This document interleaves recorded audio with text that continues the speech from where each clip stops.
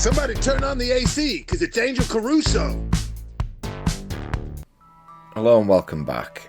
Today I want to talk about Batman and Robin, and I'm going to do it a little bit differently this time.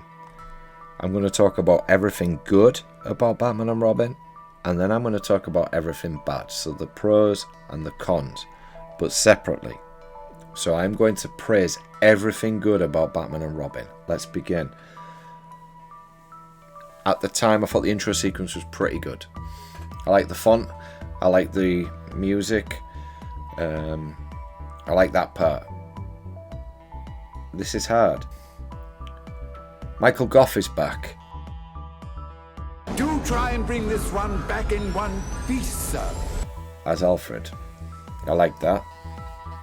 And so is Chris O'Donnell as Robin.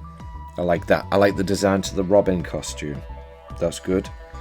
It's far better than the one that they brought out in Batman Forever, in my opinion. It suits him. The mask looks cool. Like, I'd be proud to wear that suit if I was working with Batman. So, I like that. I like the touching scenes. So, the scenes that are at Wayne Manor. I like any scenes that has got Alfred and Bruce in them. They are probably the most intimate and the best acting of the entire movie. It's one of those days! I don't mind the motorbike of Robin's. I think it's pretty good. At the time, I really enjoyed the Smashing Pumpkins theme song. The end is the beginning is the end. Or the beginning is the end is the beginning. I don't know which one it is. But I liked that. I had the album, I listened to it loads. There was quite a few tracks on there that I didn't hear in the movie but managed to make it onto the soundtrack.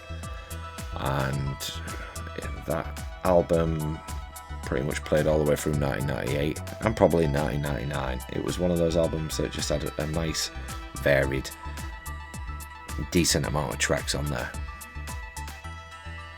And that wraps everything up for what I like for Batman and Robin. Okay, what don't I like? I don't like the way Arnold Schwarzenegger gets top billing on a movie that is about Batman. I don't like that. That's using star power for no reason. Arnold Schwarzenegger doesn't need to do that. And he wasn't in a position where he should have done that. He should have given George Clooney the respect that he deserved, which is he's taking over from Val Kilmer. Let's make him look like a star. Instead, they buried it under Arnold Schwarzenegger's name, and that's straight off the bat. I don't like it when they do that.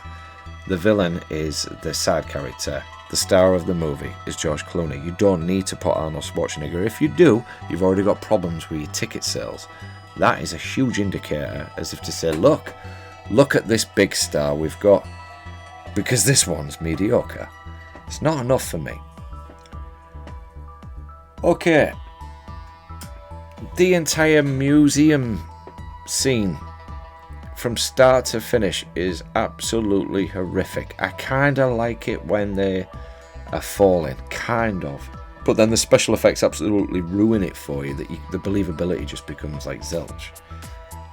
This film is just so dire and terribly constructed, and it's not pleasing on the eye, and it's not aged well, and I cannot stand any of the puns of Mr. Freeze's. They're not even funny. If they were funny, I would laugh, but they're not. They are a bad joke that just doesn't land, and it's throughout the entire fucking film. The Batsuit is awful. It doesn't know what colour it is. It's meant to be black, but it looks like blue, and then sometimes looks grey, and it just doesn't go very well. It's not menacing enough.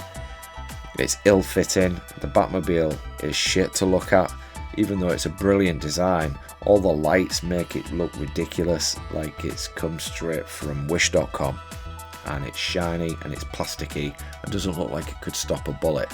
I cannot stand those two side characters that are in it, that are in the museum, the Telescope Museum, that are in all of Joel Schumacher's movies, that play these weird, annoying scientists, and I'm sure they played something else at Wayne Enterprises in Batman Forever. They're just annoying actors, characters, no need for them. I hate the way it pretty much copies the entire soundtrack, adds a few little bits from Batman Forever, but you can tell they were really desperately trying to just construct something within 2 years so they could make even more money. And the arrogance of this is what made it fail. Everything about it just screams failure. You've got this ensemble of pretty decent actors, barring Alicia Silverstone. She's never acted good in anything. But for some reason she was thrown into this because she was hot, she was popular. It didn't work. Everybody played their characters so off, barring Alfred, and even he gets given humour, which it's not good. It doesn't land well. Batgirl, the introduction of Batgirl, her costume, the disc, everything about this film is so piss poor and thrown together, and the audience is just meant to go, thanks. And nobody wanted this, nobody liked it. This is the first film where Batman and Robin are going to be doing their adventures, and you're bringing in Batgirl already. She could have waited another 2 movies, or 1 if he was aging out. I wouldn't have introduced her at all. She adds nothing to this film. She's an annoyance and causes nothing but trouble, a bit like the way Dick Grayson did in Batman Forever. The story, the replication of Poison Ivy's birth is very similar to the birth of the Riddler. There is no imagination. The heartfelt scenes between Bruce and Alfred are lovely, and I wish there was more of it. This is a sincerity, and it feels like the director, Joel Schumacher, is enjoying himself making these scenes.